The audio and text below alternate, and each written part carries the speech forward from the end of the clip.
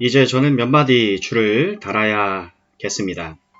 이제까지 말씀드린 것은 설명이고 우리가 취하는 입장입니다. 하지만 실제적으로 도움을 주기 위해서 확실히 필요한 줄을 달 필요가 있습니다.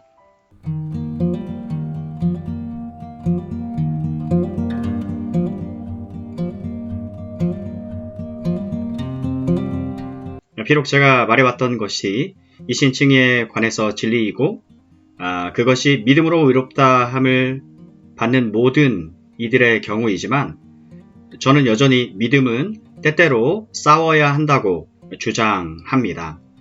하지만 저는 믿음이란 싸워야 할 경우가 있다고 하는 것만이 아니라 싸우며 그리고 싸울 수 있다는 것을 서둘러서 부연을 합니다. 그리고 믿음은 언제나 이 칭의 문제에 있어서 싸워 승리를 합니다. 믿음에 관한 확신 속에서는 안식과 평화의 요소가 존재하기 마련입니다.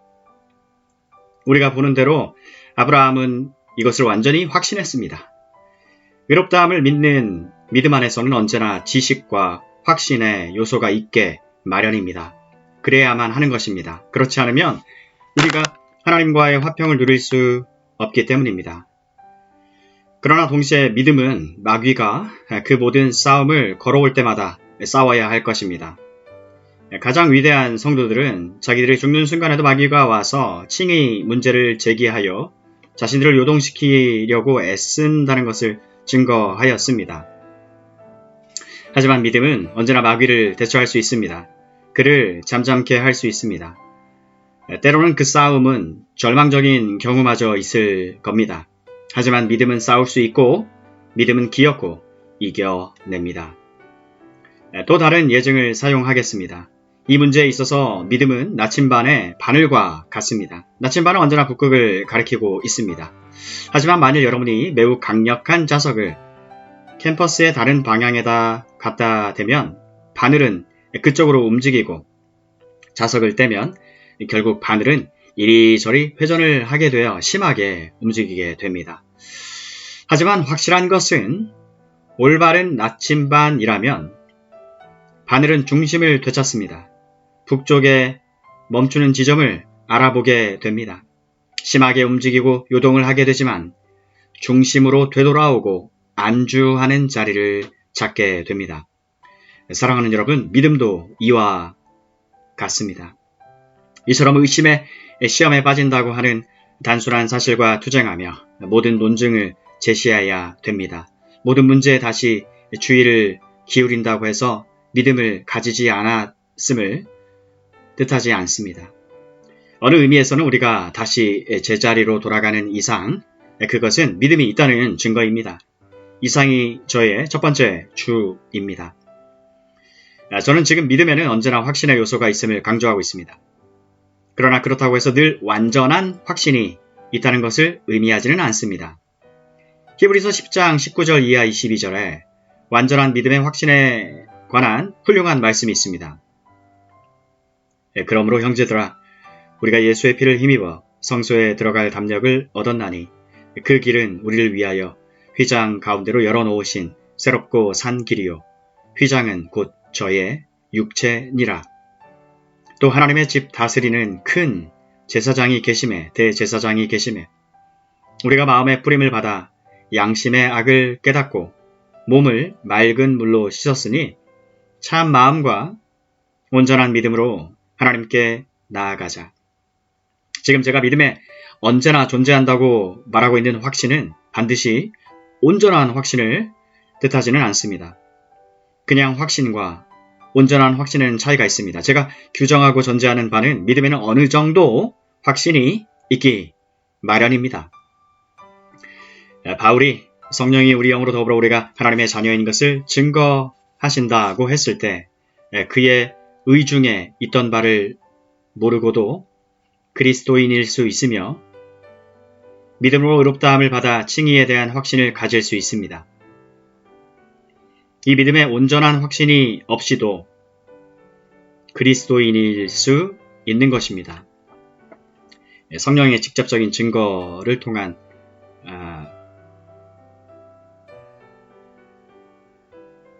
확신을 가리키고 있습니다.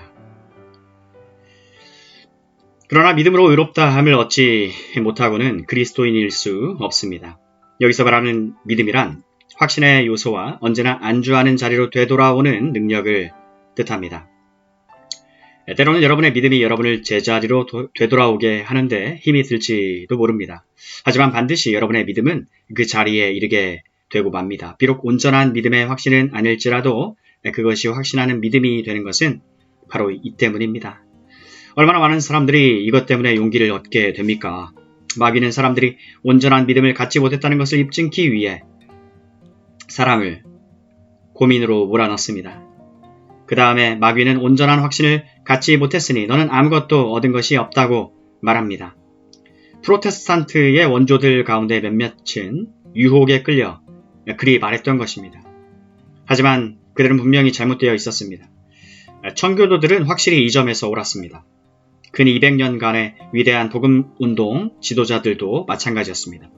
18세기 복음주의 부흥운동. 여러분은 온전한 믿음의 확신이 없더라도 그리스도인일 수 있습니다. 하지만 믿음으로 의롭다함을 받음이 없이 또한 그 교리가 함축하고 있는 확신의 요소가 없이는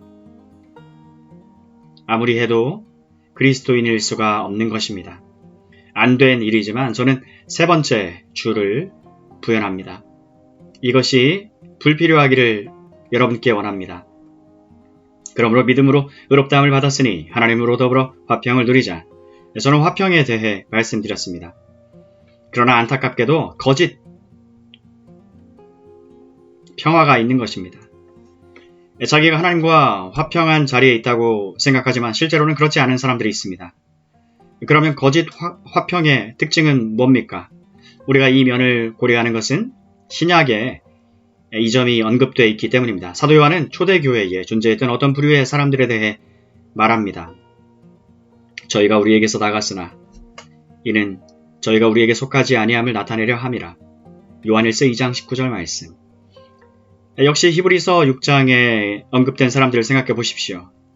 이들은 어떤 체험들을 가지기는 했지만 결국 타락했습니다.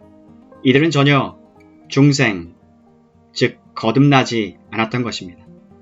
우리는 우리 자신을 시험해 보고 우리 자신을 비추어 보고 우리 자신을 살펴보아야 합니다.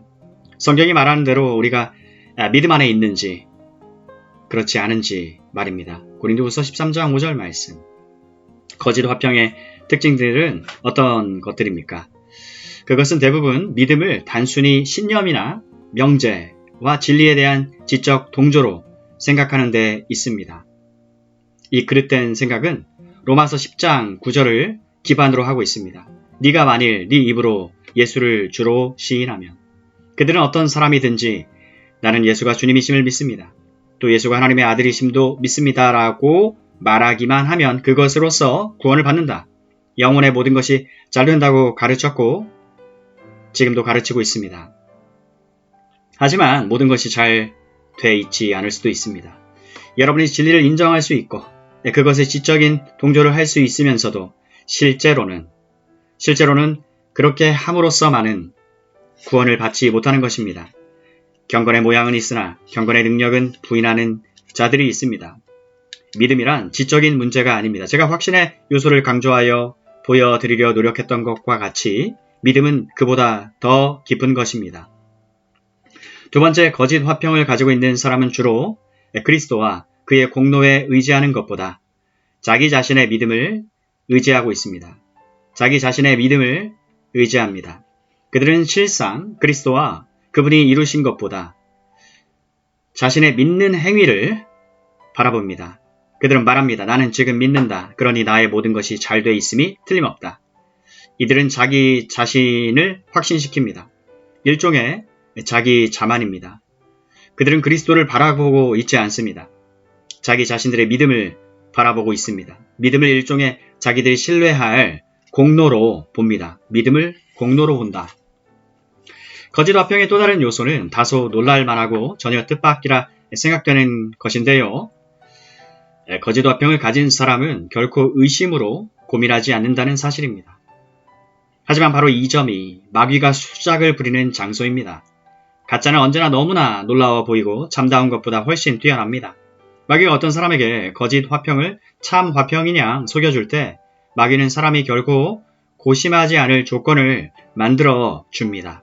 그는 하나의 교묘한 심리적인 상태에 빠지게 되는 것입니다.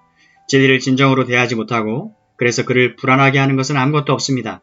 저는 이 점을 실제적인 질문 형식으로 지적해 봅니다.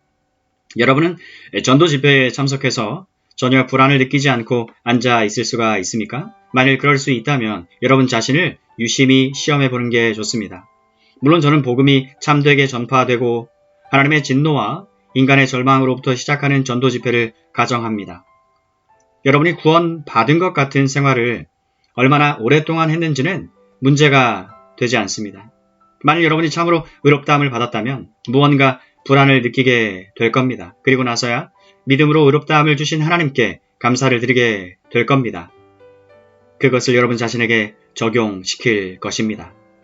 하지만 지적인 신자들은 결코 전혀 고민하지 않고 언제나 온전히 안일하고 어떤 의심이나 고통도 없습니다.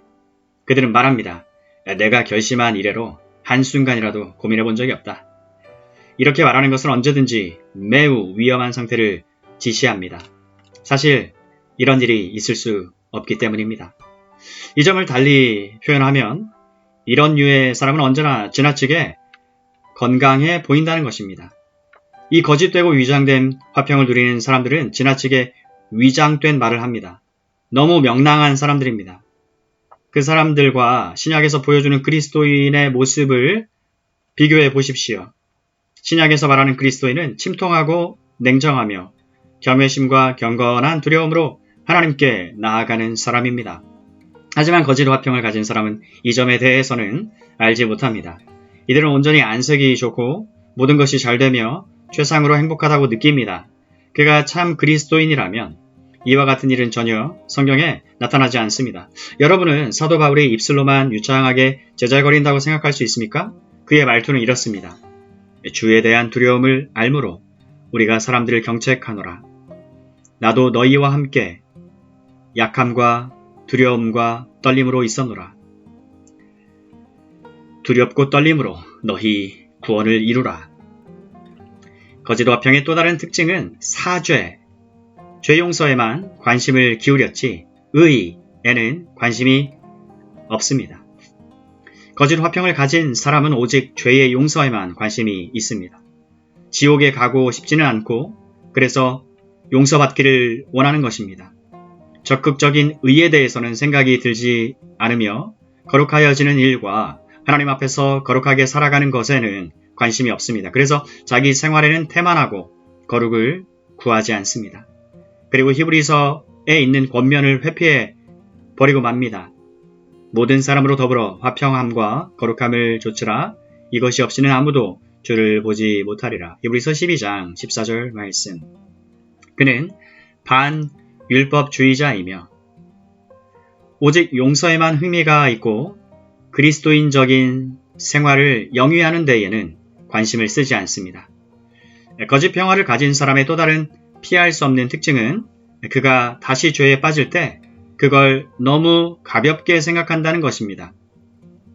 그는 제가 말씀드린 바 죄에 빠질 때 사단에 의해 믿음에 대한 시험을 받는 사람과 같지 않습니다. 이런 사람은 자기 죄에 빠지기가 무섭게 거의 다음과 같이 말합니다. 괜찮다. 그리스도의 보혈이 내 죄를 가리웠어.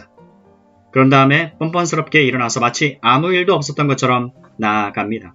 만일 여러분이 죄가 의미하는 바에 어떤 참된 개념을 가지고 있고 하나님의 거룩이 무엇을 뜻하는지를 알고 있다면 그렇게 할 수는 없는 것입니다. 거짓 화평을 가진 이런 사람은 빨리, 너무나 쉽게, 너무나 가볍게 자신을 치료합니다. 그것은 대체로 죄를 너무나 가볍게 취급하는 데서 기인합니다. 사랑하는 여러분, 그러면 참 평화의 특징들은 무엇이겠습니까? 이건 제가 앞에서 말씀드린 바의 정반대입니다.